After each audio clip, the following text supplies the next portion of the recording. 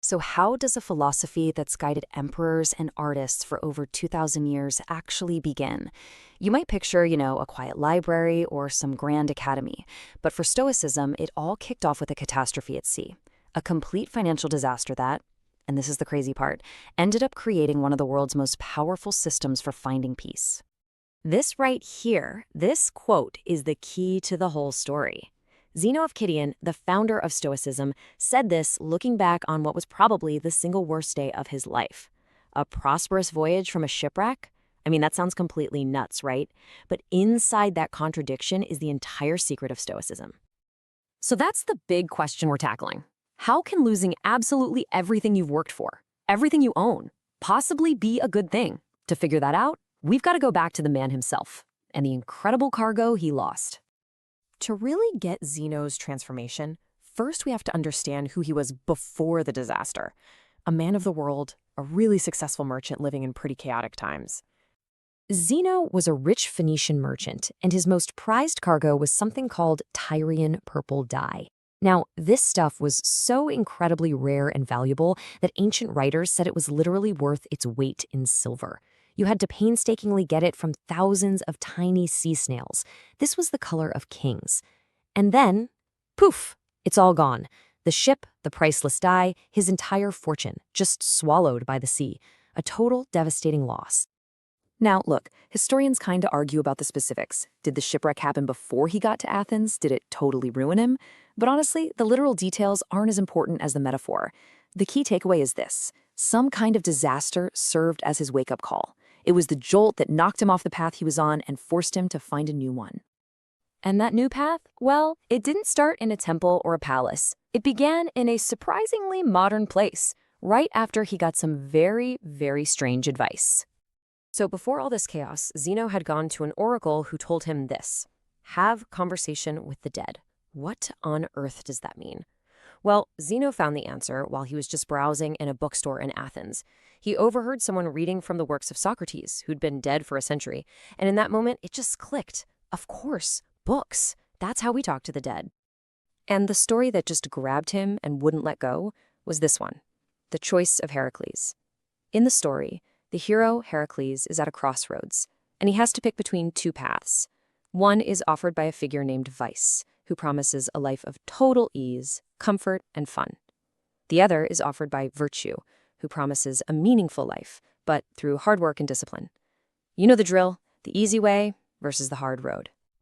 So Zeno hears this, and he is just electrified. He turns to the bookseller and asks this question that literally changes the course of his life, and frankly, of Western philosophy. Where can I find a man like that? And then, in this moment of pure, unbelievable luck, the famous philosopher Crates just happens to be walking past the shop. The bookseller simply points and says, "There." Okay, so Zeno's found his guy. But here's the thing about Zeno's. He wasn't exactly a gentle guidance kind of teacher. His lessons were a little more, direct. Crates could tell that Zeno, this former rich merchant, was still clinging to his pride, still worried about what people thought of him.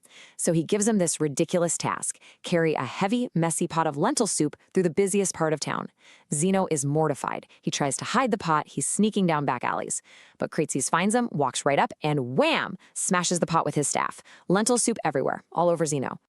And as Zeno is trying to run away, covered in soup and totally humiliated, Crates just laughs and says this. I mean, just think about what he's saying here. Nothing terrible has befallen you. Dude, you survived a shipwreck, you lost a fortune, and you're running away because of some spilled soup and a few people staring at you? Crates was teaching him perspective. Embarrassment is not a catastrophe. What other people think, that's not a real threat. So he's lost his money, now he's lost his ego. Zeno is basically a blank slate, and he's finally free to build something totally new.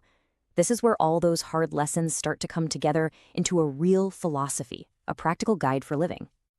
You see, for Zeno, philosophy wasn't some boring, abstract thing you just talk about. The whole point was to get to what he called a smooth flow of life. And what that means is getting your own inner nature, your reason, your character, to line up perfectly with universal nature, with the way the world actually works. When those two are in sync, you're happy. When they're not, that's when you're miserable. And how do you get there? Well, Zeno was the first to really lay out these 4 cardinal virtues as your toolkit. Courage, to face what's tough. Temperance, to control your impulses. Justice, to be fair to other people. And wisdom, the big one, to know what's truly good, what's truly bad, and what's just stuff that happens. To explain this whole journey toward wisdom, Zeno came up with this brilliant, super simple analogy, using just his hand. So first, he'd just hold out his hand, palm open and flat. This, he'd say, is perception. It's just the raw data coming in from the world, no judgment. Okay, stage 2. He starts to curl his fingers in. This is assent. This is a super important step. It's the moment your mind decides to agree with a perception, to say, yeah, I think that's what's happening. You're starting to form a judgment. All right, next up, he makes a fist. A tight fist. This is comprehension.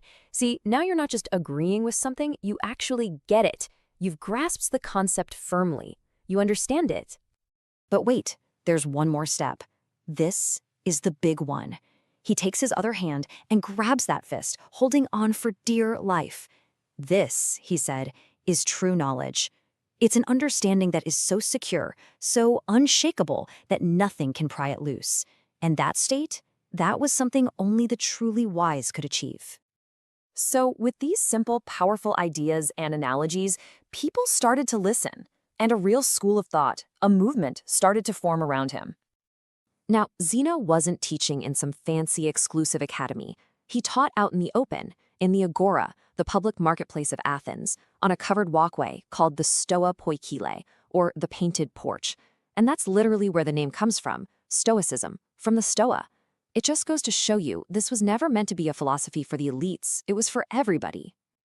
Think about it. Zeno taught there for 50 years. And when he looked back on this wild ride, from shipwrecked merchant to one of the most important thinkers in history, he summed it all up with this.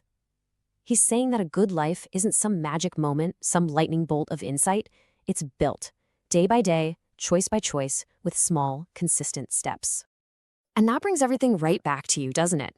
You know, that shipwreck forced Zeno to take a new step. Finding that book was a step. Even getting covered in lentil soup was a step.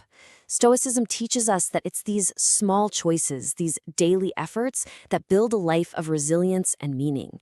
So after hearing his story, the only question left is, what small step are you going to take?